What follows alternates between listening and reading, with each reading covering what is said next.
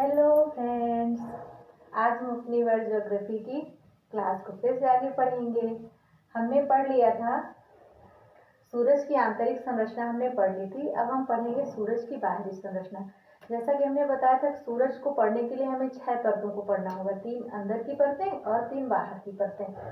तो जो हमने आंतरिक परत पढ़ी थी कल, तो उसमें से हमने ये पढ़ा था ना, ये एक कोर था, एक आपका विकिरण मंडल था, ये हमारा कोर था, ये विकिरण मंडल था, ये विकिरण मंडल था, ये संवहन मंडल था।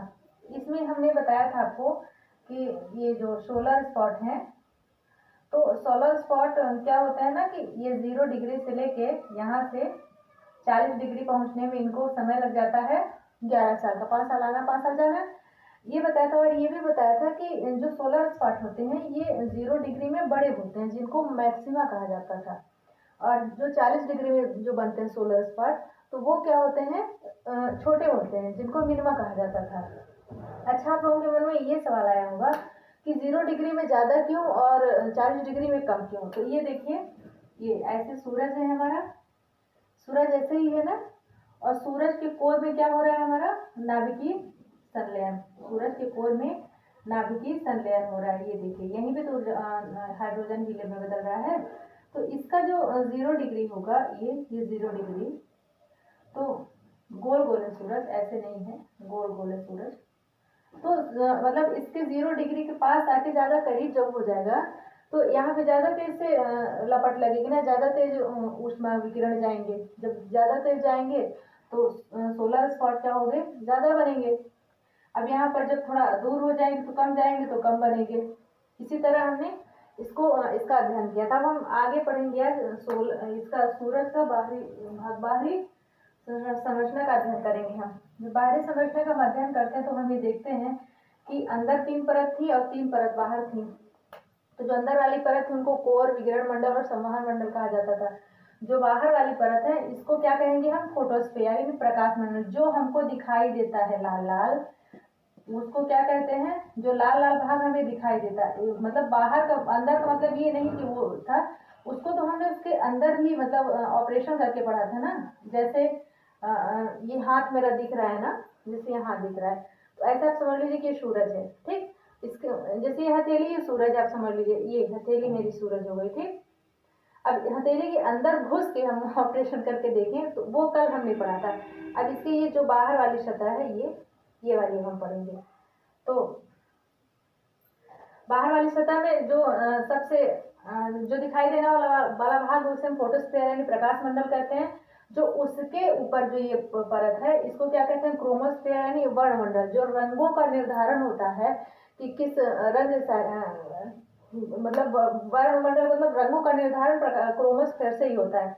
और जो सबसे बाहरी वाली परत है, इसको कोरोना किरीट कहते हैं। कोरोना या किरीट यानी, जैसे देखिए, अब इसको मुकुट भी कहते हैं सूर्य का मुकुट ऐसे कहते हैं। जैसे देखिए, अब हमने इसको ढक लिया ना, ये ढक लिया, तो ये मुकुट जैसे देखिएगा ना, जैसे देखा होगा आप लोगों ने टीवी में देखा होगा, जब देवता आते हैं तो उनके मतलब पीछे मुकुट सा दिखाई देता है, या फिर आप कोई फोटो उठा के देख लीजिए तो उनके पीछे आपको मुकुट सा दिखाई देता है। तो जो सूर्य का जो सबसे बाहरी वाला भाग है, उसे कोरोना किरीट या मुकुट कहते हैं। इसका तापमान होता है 27 मिलियन डिग्री। 27 मिलियन यानी कल हमने बताया था कि जब मिलियन को हमको लाख में बदलना हो तो 27 की जगह हम 27 एक 0 बढ़ा देते हैं, मिलियन को हम लाख में कर देते हैं, यानी 270 लाख डिग्री सेल्सियस इसका तापमान है। यही कारण कि जब ग्रहण पड़ता है तो कहते हैं ना कि मतलब सूर्य को डायरेक्ट मत देखो आंख से, आंख खराब हो जाएगी। यही वजह है, क्योंकि तापमान इसका बहुत ज्यादा बढ़ जाता है। और जो इसका सबसे अंदर वाला परत है, उसको फोटोस्फीयर कहते हैं। इसका तापमान होता है 6000 डिग्री सेल्सियस। ये जो वर्णमंडल है क्रोमोस्फीयर, इसका तापमान होता है 32,000 डिग्री सेल्सियस।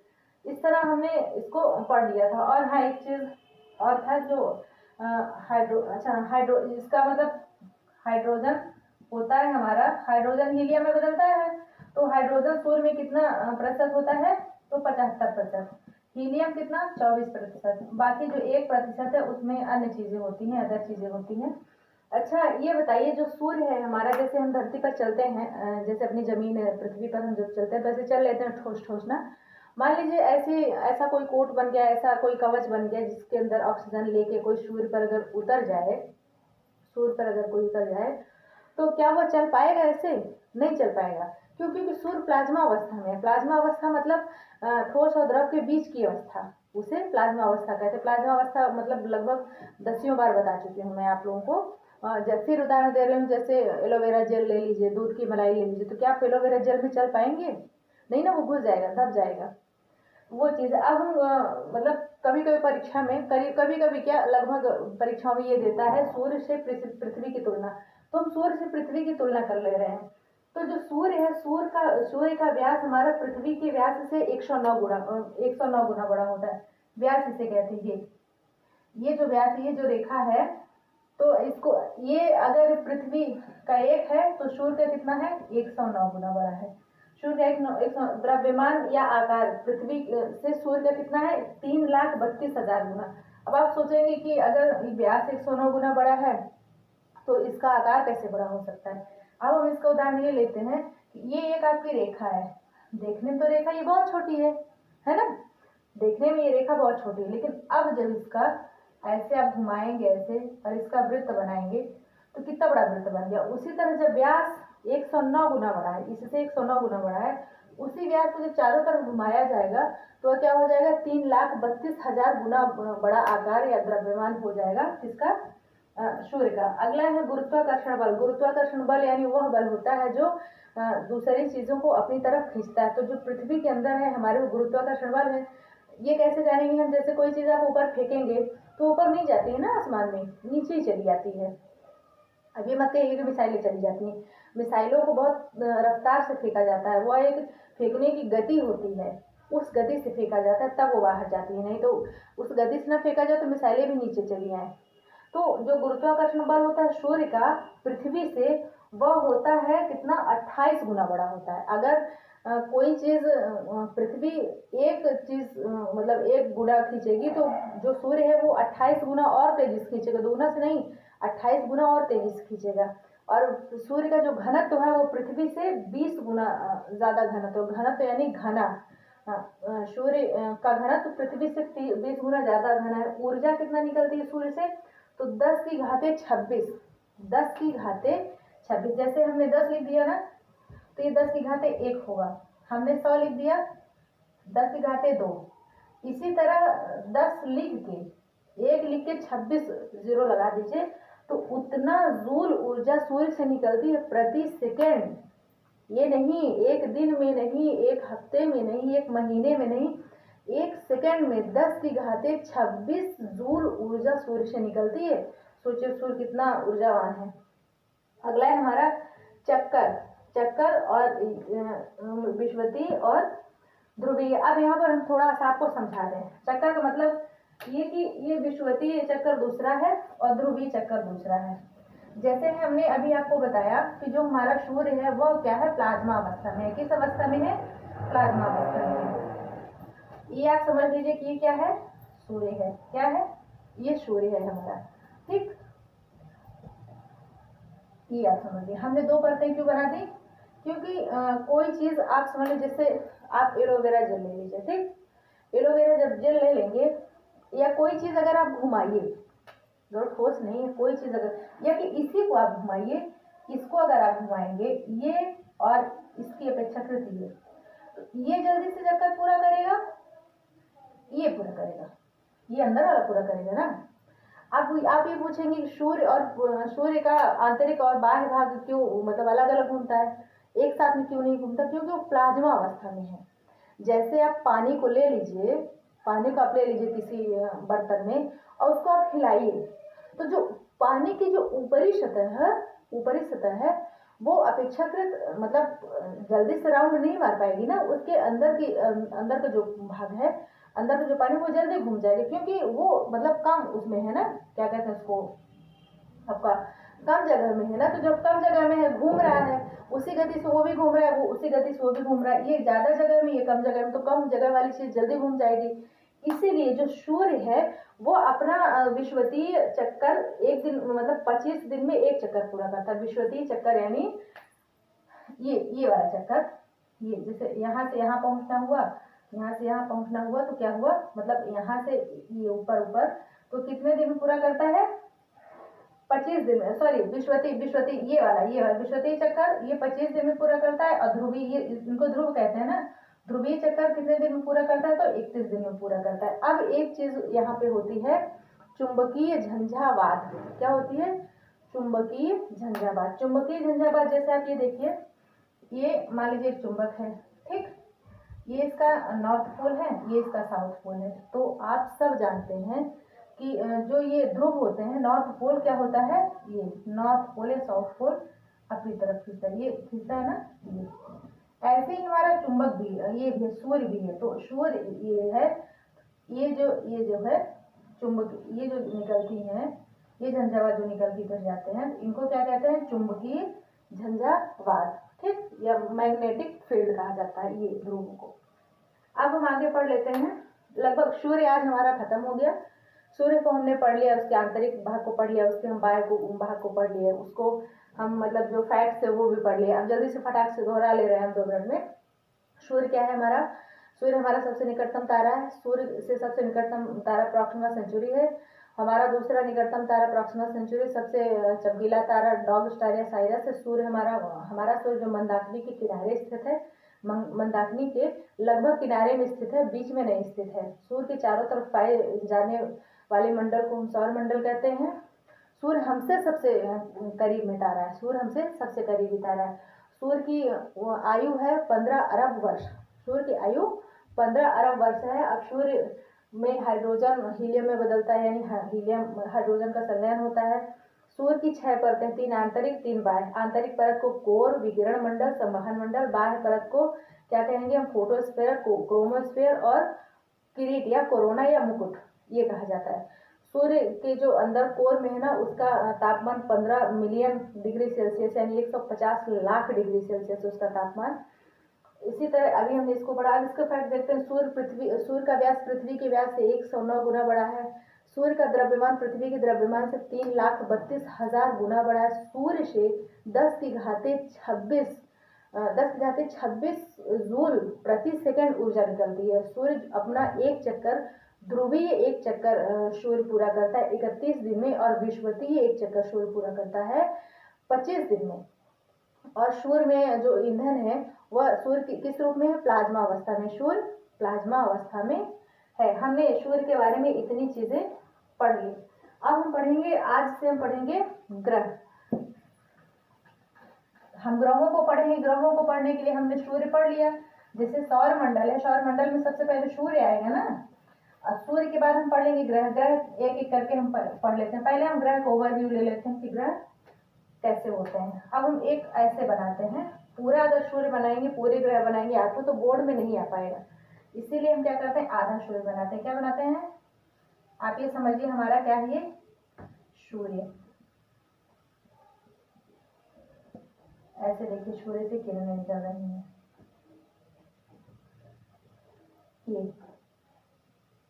ये सूर्य का चक्कर लगा रहा है, ये सूर्य का चक्कर लगा रहा है, ये भी सूर्य का चक्कर लगा रहा है, ये भी सूर्य का चक्कर लगा रहा है, ये भी सूर्य का चक्कर लगा रहा है, ये भी सूर्य का चक्कर लगा रहा है, ये भी लगा रहा है, और ये भी लगा रहा है। ठीक। सूर्य के सबसे पास कौन सा ग्रह है? बुध। बुध के पास कौन सा है ग्रह? शुक्र। शुक्र के बाद कौन सा है? पृथ्वी। फिर हमारा मंगल। फिर ये कहाँ है? ये क्षुद्र ग्रहों की पेटी है। कौन सी? क्षुद्र ग्रहों की पेटी। फिर ये बृहस्पति है। बृहस्पति के बाद क्या है? हमारा शनि है। फिर हमारा क्या है? अरुण है। फिर हमारा वरुण है। ठीक। और ये प्लूटो। पहले प्लूटो भी था, अब इसको ग्रह की श्रेणी से बाहर कर दिया गया है। क्या कर दिया? ग्रह की श्रेणी से बाहर। तो ये जो बुध है हमारा, बुध, ठीक, एक एक अक्षर लिख दे रहे हैं। ये हमारा शुक्र, ये हमारी पृथ्वी, ये हमारा मंगल, ये बृहस्पति, शनि, अरुण और वरुण। ठीक। अब हम ये देखते हैं कि ये जो सूर्य है, सूर्य के जो इन दोनों, अगर आप ये ध्यान से देखेंगे इधर, तो ये 4 ग्रह इधर दिखेंगे और ये 4 ग्रह इधर दिखेंगे। तो ये जो है, ये क्या बना रहा है? एक सीमा बना रहा है ना, एक बाउंड्री बना रहा है ना, क्षुद्र ग्रह इन दोनों ग्रहों के बीच में बाउंड्री बना रहा है। तो ये जो ग्रह है हमारे, मतलब जो इधर बाउंड्री के इधर साइड है, इनको हम आंतरिक ग्रह पढ़ते हैं। क्या पढ़ते हैं? आंतरिक ग्रह। और इनको जो पेटी के बाहर के जो ग्रह हैं इनको हम बाह्य ग्रह पढ़ते हैं। तो आंतरिक ग्रह हमारे कितने हैं? 4, बुध, शुक्र, पृथ्वी और मंगल। आंतरिक ग्रह 4, बुध, शुक्र, पृथ्वी, मंगल। बाह्य ग्रह कितने? 4, बृहस्पति, शनि, अरुण और वरुण। बृहस्पति, शनि, अरुण और वरुण। इसको मरकरी कहते हैं, इसको वीनस कहते हैं, इसको अर्थ कहते हैं, इसको मार्स कहते हैं, जुपिटर, सैटर्न, इसी तरह इनके इंग्लिश के भी नाम हैं। ये अरुण यानी यूरेनस, वरुण यानी नेपच्यून। तो जो हमारा बुध है वह सूर्य के सबसे करीब है, सूर्य के सबसे करीब है। कोई चीज अगर किसी के सबसे पास होगी तो वह सबसे पहले इन सब सारे ग्रहों में कौन सा ग्रह सबसे पहले चक्कर लगाएगा? तो बुध हमारा। सूर्य का सबसे पहले चक्कर कौन लगाता है? बुध। बुध आकार में सबसे छोटा होता है, बुध आकार में सबसे छोटा होता है, लेकिन जबकि ये बुध शुक्र के सबसे पास है फिर भी यह सबसे गर्म ग्रह नहीं है। क्यों? क्योंकि इसमें जो वायुमंडल है ना वो वायुमंडल नहीं पाया जाता, बुध में वायुमंडल नहीं पाया जाता। तो इसमें जो सूर्य का प्रकाश है वो दिन में तो आ जाता है, लेकिन रात में उस प्रकार मतलब गर्मी को रोके रहने के लिए एक वायुमंडल की परत होना जरूरी है। दिन में आ जाता है लगभग 480 डिग्री सेल्सियस तापमान इसका पहुंच जाता है, और रात में -120 डिग्री सेल्सियस तापमान पहुंच जाता है। क्यों? क्योंकि दिन में आ जाता है और इतनी तेजी से रात में चला जाता है। तो बुध हमारा सूर्य के सबसे पास होते हुए भी सबसे गर्म ग्रह नहीं है, सबसे गर्म ग्रह है हमारा शुक्र। सबसे गर्म ग्रह शुक्र कैसे? शुक्र में क्या है? CO2 की मात्रा, कार्बन डाइऑक्साइड की मात्रा बहुत ज्यादा है। तो जब सूर्य का प्रकाश आता है दिन में तो वो बुला तो लेता है आ जाओ आ जाओ आ जाओ, लेकिन वो रात में जाने नहीं देता। इसलिए शुक्र क्या है? सबसे गर्म ग्रह है। अब एक चीज और कि ये जो बुध है, बुध का भी उपग्रह था और शुक्र का भी उपग्रह था। उपग्रह उसे कहते हैं जो किसी ग्रह का चक्कर लगाते हैं। ग्रह किसे कहते हैं? जो तारे का चक्कर लगाते हैं या सूर्य का चक्कर लगाते हैं, और उपग्रह वो कहलाते हैं जो ग्रहों का चक्कर लगाते हैं। तो बुध के पास भी उपग्रह था और शुक्र के पास भी उपग्रह था, लेकिन चूंकि सूर्य का गुरुत्वाकर्षण बल इतना अधिक है, उसने इन दोनों ग्रहों को अपने पास खींच लिया। जैसे देखिए यहाँ पे लिखा है ना कि गुरुत्वाकर्षण बल पृथ्वी से 28 गुना अधिक है। तो इतना ज्यादा है कि बुध पास है, शुक्र भी लगभग पास ही है। तो दोनों के उपग्रह को सूर्य अपने में मिला लिया। सब लोग चलो प्लाज्मा में उसी में एलोवेरा लगाओ, एलोवेरा का जेल लगाओ, सब लोग सुंदर हो जाओ। ठीक, पृथ्वी का भी उपग्रह है, लेकिन पृथ्वी अपेक्षाकृत दूर है, सूर्य से पृथ्वी अपेक्षाकृत दूर है, इसलिए चांद को नहीं खींच पाया। चंद्रमा भी तो पृथ्वी का उपग्रह है। अब बात आती है ये जो शुक्र है, बुध है, पृथ्वी है और मंगल है, तो क्या बुध में जीवन संभव होगा? अरे आदमी जब दिन में जाएगा 480 डिग्री सेल्सियस तापमान है, तो आदमी दिन में जाके उसमें एकदम मतलब उसको भुजने में कितना समय लगेगा, खत्म होने में, राख बनने में कितना समय लगेगा। अगर रात में उतरा जाएगा तो -120 डिग्री सेल्सियस तापमान है, माइनस में जा रहा है 120, तो आदमी ठंड के मारे मर जाएगा। तो बुध में जीवन संभव नहीं है और शुक्र में भी नहीं। क्यों? क्योंकि शुक्र में CO2 की मात्रा इतनी अधिक है कि शुक्र सबसे गर्म तारा है। जो सौर मंडल है, सॉरी ग्रह, जो सौर मंडल है, सौर मंडल का सबसे गर्म ग्रह है शुक्र। और शुक्र क्योंकि जो मतलब प्रकाश आता है, उष्माति प्रकाश है, तो उसको खींच लेता है और उसको जाने नहीं देता, इसलिए चमकता रहता है। क्या होता है? चमकता रहता है। अच्छा एक चीज, प्रेशर कुकर सूर्य को कहा जाता है, मतलब प्रेशर कुकर किस ग्रह को कहा जाता है? तो सूर्य को कहा जाता है। क्यों कहा जाता है? जैसे प्रेशर कुकर जिसमें हम खाना बनाते हैं, दाल वाल पकाते हैं, तो उसमें क्या करते हैं, नीचे से गैस जला देते हैं, ऊपर से जब तक सीटी नहीं उठती तो वो मतलब दबा रहता है ना उसमें। यही हाल ये भी करता है, तो आने तो देता है उष्मा, ऊपर से आने तो देता है उष्मा को, सूर्य के प्रकाश को, लेकिन जाने नहीं देता प्रेशर कुकर की तरह। तो शुक्र को क्या कहते हैं? पृथ्वी के सबसे पास है शुक्र, पृथ्वी की जुड़वा बहन शुक्र, भोर का तारा शुक्र, सांझ का तारा शुक्र, सौरमंडल की रानी शुक्र, क्योंकि इसको सुंदरता की देवी कहा जाता है ना, शुक्र को चमकता है इसलिए यह सुंदरता की देवी कहा जाता है, तो सौरमंडल की रानी शुक्र कहा जाता है। बुध और शुक्र में जीवन संभव नहीं होता, पृथ्वी में जीवन संभव है।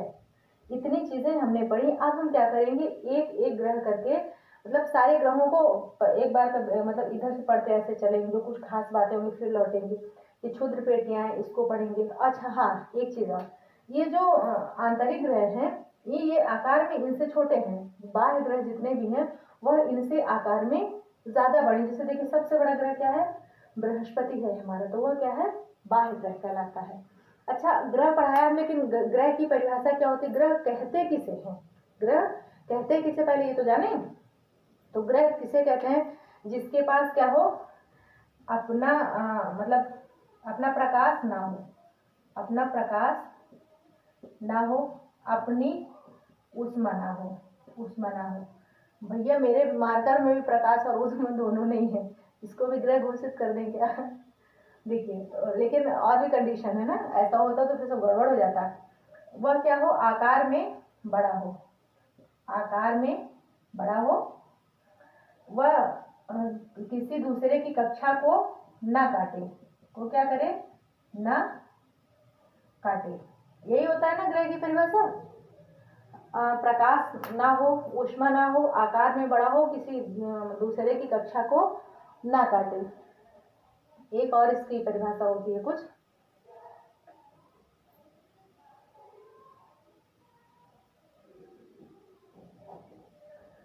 हाँ इसकी परिभाषा एक और होती है, मतलब प्रकाश ना हो, ऊष्मा ना हो, आकार ना काटे, और मतलब कक्षा को ना काटे, आकार में बड़ा। और हाँ, इसकी सबसे खास बात होती है ये किसी तारे का चक्कर लगा रहा हो, क्या कर रहा हो, तारे का चक्कर लगा। तो प्रकाश ऊष्मा तो नहीं है मेरे मार्कर में, आकार में तो बड़ा नहीं है, तो इसलिए नहीं हो, तो चक्कर भी नहीं लगा रहा है, इसलिए मेरा मार्कर ग्रह नहीं है। तो ग्रह की परिभाषा, ऊष्मा ना हो, प्रकाश ना हो, आकार में बड़ा हो, किसी दूसरे ग्रह की कक्षा को ना काटे यानी ऑर्बिट को ना काटे, और या किसी सूर्य यानी किसी तारे का चक्कर लगा रहा हो, वो क्या कहलाते हैं, ग्रह। तो प्लूटो को बाहर क्यों निकाला गया 2006 में, प्लूटो को इसलिए निकाला गया क्योंकि ये जो प्लूटो है ना, ये नेपच्यून, ये जो वरुण है, इसकी कक्षा को काट रहा था, ये ऐसे चक्कर लगाते लगाते इसमें घुस जा रहा था, इसलिए इसको ग्रह से बाहर निकाल दिया गया। हालांकि अभी हाल ही की बात है कि कहा जा रहा है कि प्लूटो दूर चला गया, अब इन दिनों नहीं काट रहा है, उससे मतलब नेपच्यून की कक्षा को नहीं काट रहा है, तो इसको क्या किया जाएगा कि ग्रह बना दिया जाएगा। वही होता है ना कि जब हम बिगड़े रहते हैं तो पिट जाते हैं, जब सुधर जाते हैं तो मम्मी पापा सोचते हैं चलो अब ठीक हो गया, अभी राहत रहेगी,